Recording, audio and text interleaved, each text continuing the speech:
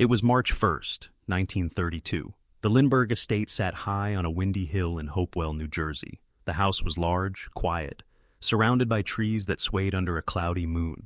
Inside, the lights were low. Anne Lindbergh was downstairs reading, while her husband Charles Lindbergh, the most famous pilot in America, worked in his study.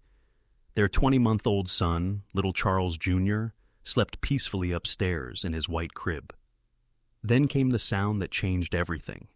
A dull thud, like something hitting the side of the house. The family's nurse, Betty Gow, froze in the hallway. For a second, she thought it was the wind, but when she climbed the stairs to check on the baby later that night, her heart stopped. The crib was empty. The blankets were tossed aside. The small window above the crib stood wide open, letting in cold air from the night. And on the sill, an envelope. Anne screamed. Charles came running up the stairs 2 at a time. He rushed to the crib, looked down, and then out of the window. What he saw below chilled him. A wooden ladder, broken, leaning against the wall, and footprints in the muddy ground. Within minutes, the house turned into chaos. Servants ran for the phone. Neighbors gathered outside with lanterns. When the police arrived, their flashlights swept across the broken ladder, the footprints, the open window, and that single envelope on the sill. Charles tore it open. Inside was a note written in broken English. The letters were uneven, almost childlike. "We warn you for making any ding public or for notify the police. The child is in gut care." At the bottom of the page, there was a strange symbol, 2 blue circles overlapping, with 3 holes punched through the paper. It was a ransom note. The police immediately blocked off the property. Reporters began arriving before midnight.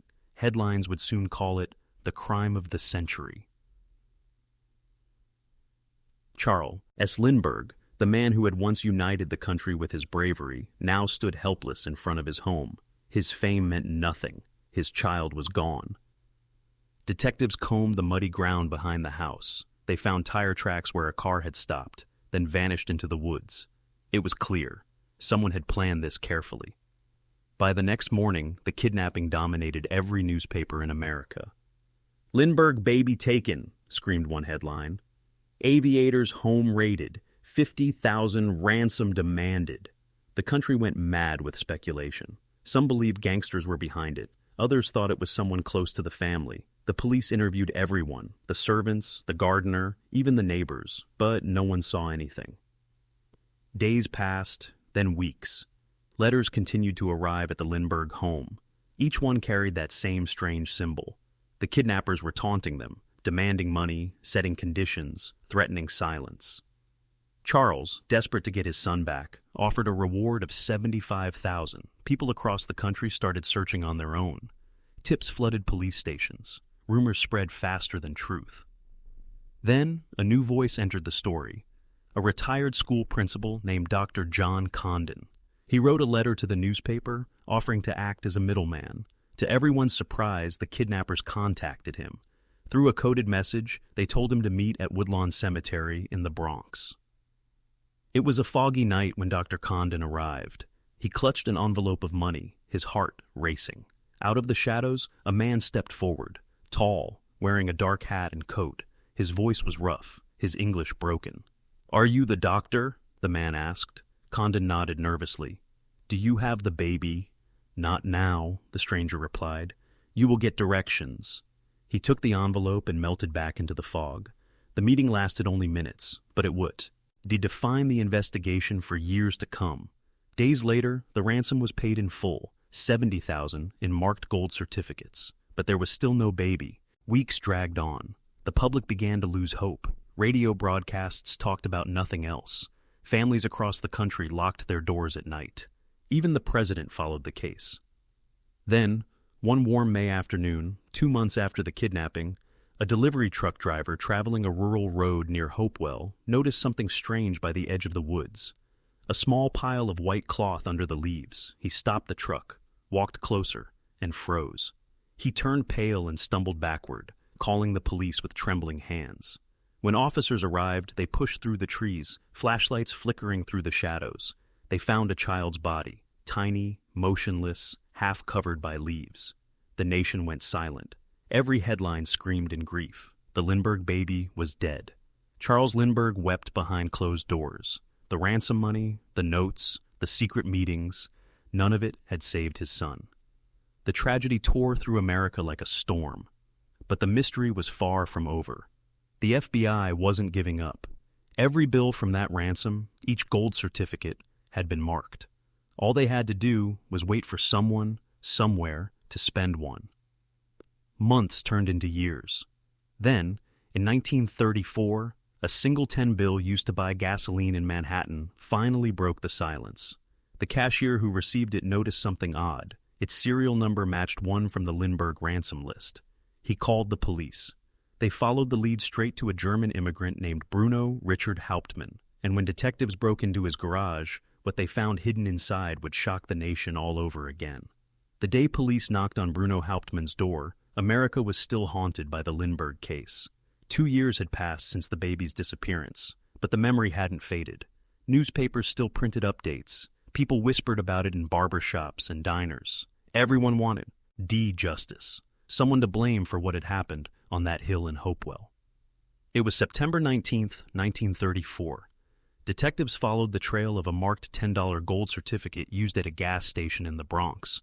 The station owner, suspicious of the old-style currency, wrote down the car's license plate.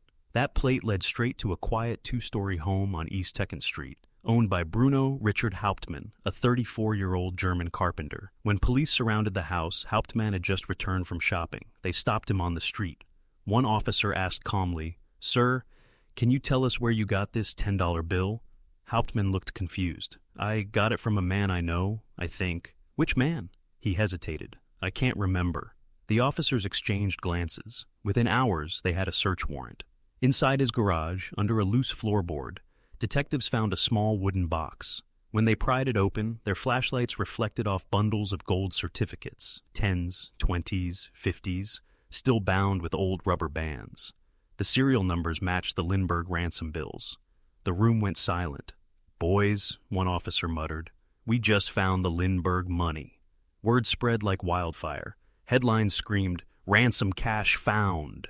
The public went wild. Within a day, reporters and photographers swarmed the Bronx street. They called Hauptmann the monster of Hopewell. When detectives questioned him, Hauptmann denied everything. "I am innocent," he said over and over. "I never took that baby. I never even met the Lindberghs." But the evidence kept piling up. In his handwriting, experts claimed to find similarities with the ransom letters. In his attic, a saw was discovered, one that could have made the same kind of wood as the latter left at the Lindbergh home. And he couldn't explain why nearly $14,000 of ransom money was hidden in his garage. He said the money belonged to a friend named Isidor Fisch, who had died in Germany months earlier. According to Hauptmann, Fisch left the box with him before traveling overseas, saying he'd collect it later. But Fisch never came back, and now he was dead, unable to confirm or deny the story. To the public, it didn't matter. Hauptmann was guilty. America wanted closure, and they wanted it now. When the trial began in January 1935, it became a national spectacle. Cameras flashed outside the courthouse in Flemington, New Jersey. Thousands gathered just to get a glimpse of the accused man. Inside, every seat was filled. Reporters, socialites, even movie stars came to watch. They called it the trial of the century. The courtroom itself felt like a stage.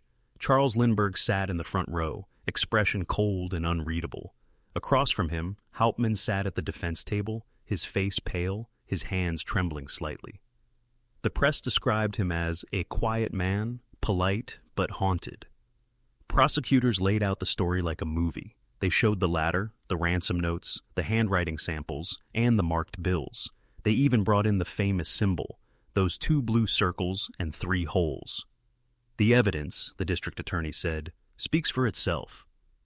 But the defense tried to fight back.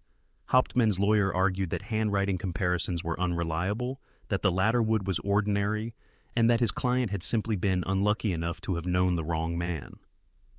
Still, the tide of public opinion was against him. Newspapers painted him as a cruel foreigner who had stolen America's hero's child.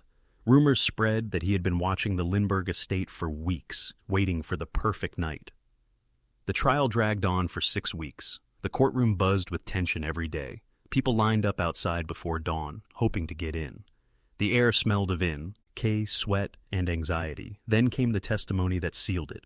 A handwriting expert took the stand. He compared the ransom letters to Hauptmann's writing on the courtroom blackboard. Letter by letter, the shapes matched. The looping L, the crooked T. The jury scribbled notes. The crowd whispered. By the time the expert finished, everyone in that room believed they were looking at the kidnapper. Hauptmann kept shaking his head. "I am not guilty," he said. "I am not a criminal." But no one listened. When the closing arguments began, the prosecutor raised the ransom note high in his hand and said, "This man, this carpenter, used his hands to build the ladder that stole a nation's child." The courtroom fell silent. Even the air felt heavy. After 11 hours of deliberation, the jury returned. The foreman stood up, holding a small folded piece of paper. "On the charge of murder in the first degree," he said, his voice trembling slightly, "we find the defendant guilty." Gasps filled the room. Reporters dashed for the telephones outside. Hauptmann sat frozen. His wife, Anna, screamed and fainted. Outside, the crowd erupted. Some cheered, others wept. America finally had its villain. But in the weeks that followed, doubts began to grow. People started asking questions. Why had the evidence come from just one place, his house? Why were there no witnesses placing him at the Lindbergh estate? Why was the testimony of experts so inconsistent? Even Charles Lindbergh himself began receiving letters from strangers begging him to reconsider. Some claimed the real kidnapper was still out there. Yet the court had made its decision. Bruno Hauptmann was sentenced to die in the electric chair. But as the date of his execution drew closer, one final piece of evidence emerged, something that would make even the investigators pause. It was a single letter, written in shaky handwriting, mailed anonymously to the police. And what it said could change everything they thought they knew about the Lindbergh kidnapping. The letter arrived at the police station on a rainy March morning in 1936, just weeks before Bruno Hauptmann was scheduled to be executed. It was postmarked from New York and written on cheap-lined paper. The handwriting was messy, almost desperate, but one sentence stood out in bold letters: "You have the wrong man." The letter went on to name someone else, a man who had worked near the Lindbergh estate at the time of the kidnapping. It claimed he had bragged about getting rich off the baby case and had fled the country soon after. Detectives stared at the letter in silence. Some dismissed it as another hoax. There had been dozens. But one officer, Detective Ellis Parker, wasn't so sure. Parker was known as one of New Jersey's best investigators, a man with instincts sharper than most. He had followed the Lindbergh case from the start, and something about the letter felt real. He spent days tracking down the leads mentioned in the note. A lumber worker remembered seeing a stranger near the Lindbergh property around the time of the crime. Another recalled selling special nails to someone matching that description, the same type used to build the ladder found outside the nursery. When Parker brought this information to his superiors, they refused to reopen the case. "The country wants closure," his captain told him. "Don't stir the pot." But Parker couldn't let it go. "If we kill an innocent man," he said quietly, "we'll never wash that stain off." Meanwhile, in the prison at Trenton, Bruno Hauptmann sat alone in his cell. His appeals had all been denied. The execution date was set for March 30th. Each day he wrote letters to his wife, Anna, telling her he was still innocent. "I never saw that baby," he wrote. "I never built that ladder. God knows the truth." Anna refused to give up. She spoke to reporters, lawyers, even priests, begging anyone to help. Her husband. Crowds gathered outside the courthouse again, some shouting for justice, others demanding mercy. Inside the warden's office, officials debated quietly. Some weren't convinced of Hauptmann's guilt either, but the pressure from the public was immense. The newspapers had already printed their headlines: "Lindbergh kidnapper to die tomorrow." Then, one night, something unexpected happened. Detective Parker received a phone call from an anonymous man who said he had information. In the months that followed, strange new information kept surfacing. A contractor who had supplied wood to the Lindbergh estate claimed one of the ladder boards matched leftover pieces from the construction site, suggesting the kidnapper might have worked there. Another witness remembered seeing a green sedan parked near the property days before the kidnapping, not the kind of car Hauptmann drove. Still, none of it mattered anymore. The man the world believed was guilty was already dead. Charles Lindbergh, unable to bear the constant attention, moved his family to Europe. America's golden couple disappeared from the headlines, but the wound never healed. People still whispered, Did they really catch the right man? Years later, in the 1950s, investigators reviewing the old evidence discovered inconsistencies in the handwriting reports.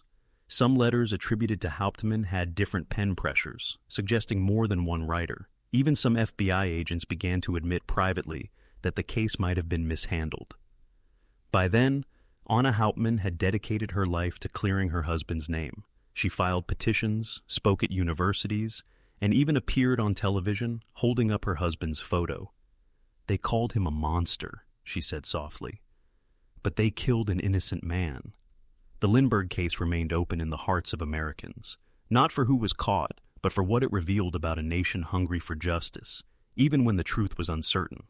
To this day, historians still debate who really took the Lindbergh baby, and whether the man who paid with his life ever held the child in his hands at all. As the years passed, the case became more than just a crime. It became a warning, a reminder that fame can't shield you from tragedy, and that when fear grips a nation, even the innocent can burn for answers that never come. And perhaps the most chilling part? That anonymous letter, the one that said, "You have the wrong man," was never traced. No fingerprints, no return address, no match in any police records. Someone out there knew the truth, and they never came forward.